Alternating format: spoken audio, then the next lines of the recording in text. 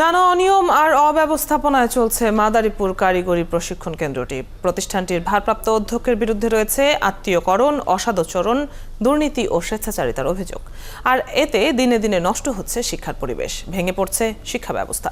যদিও জেলা প্রশাসন অনিয়মের বিষয়ে তদন্তের আশ্বাস দিয়েছে। সহকর্মী নাসিরুল হকের তথ্য ছবিতে প্রতিবেদন। মাদারীপুর কারিগরি প্রশিক্ষণ কেন্দ্রের একটি সাইনবোর্ড বানানোর খরচ দেখানো হয়েছে ৫৫,০০০ টাকা। এছাড়া নোটিশ বোর্ড বানানোর খরচ দেখানো হয়েছে ৪৫,০০০ টাকা। শিক্ষার্থীদের অভিযোগ, কেন্দ্রের ভারপ্রাপ্ত অধ্যক্ষ মোস্তাফিজুর রহমান ফরিদপুরে একটি প্রাইভেট পলিটেকনিক ইনস্টিটিউট খুলেছেন। সেখানে তার স্ত্রী মাকসুদা খানমকে করেছেন অধ্যক্ষ।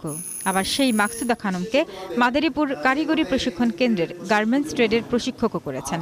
কোনো ক্লাস না নিয়েই বেতন তুলে নিচ্ছেন মাকসুদা খানম। এখানে আমরা ভর্তি হয়েছি 200 টাকা 220 টাকা দিয়ে, ঠিক আছে। এরপর খাতা কলম ইত্যাদি যাবতীয় দেওয়ার কথা, কোনো কিছু তারা দিচ্ছে না। দুইটা গাড়ি আছে মোটর ড্রাইভিং এ, একটি গাড়ি সুকেসে উঠিয়ে রাখছে, আর একটা গাড়ি নষ্ট, তাও মাসে 15 দিন পায়, 15 দিন পায় না। টিটিসির ভিতরে যে সাইনবোর্ডটা দেখে আসছি, ওইটা আমি কাঠ ব্যবসা হিসেবে 8 থেকে 10,000 টাকা যাইতে পারে। শিক্ষার্থীরা জানান, কিছুদিন আগে তারা জেলা প্রশাসকের কাছে শিক্ষার্থীদের কাছ থেকে অতিরিক্ত টাকা নেওয়া এবং উন্নয়নের নামেও টাকা নেওয়ার অভিযোগ করেছিলেন। জেলা প্রশাসক জানান, তিনি অভিযোগ তদন্ত করে দেখছেন। মাদ্রাসা ও কারিগরি শিক্ষা বোর্ড থেকে আমাকে একজন জয়েন্ট সেক্রেটারি স্যার আমাকে ট্রেনিং সেন্টারটি ভালোভাবে পরিদর্শন করে অনিয়মগুলোর বিষয়ে দেখার জন্য বলেছেন। তো আমি অচিরেই এই ট্রেনিং সেন্টারটি পরিদর্শন করব। তবে এসব অনিয়মের বিষয়ে অস্বীকার করেছেন অভিযুক্ত ভারপ্রাপ্ত অধ্যক্ষ।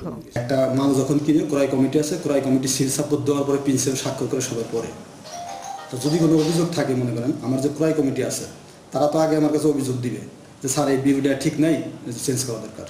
তারা তো এরকম অভিযোগ দেয়নি। 2017 সালে পৌর শহরের কুমারটেক এলাকায় প্রতিষ্ঠিত হয় মাদারীপুর কারিগরি প্রশিক্ষণ কেন্দ্রটি। কেন্দ্র থেকে বিভিন্ন মেয়াদী এ পর্যন্ত প্রশিক্ষণ নিয়েছেন প্রায় 18,000 প্রশিক্ষণার্থী। শারমিন স্বপ্না, 71।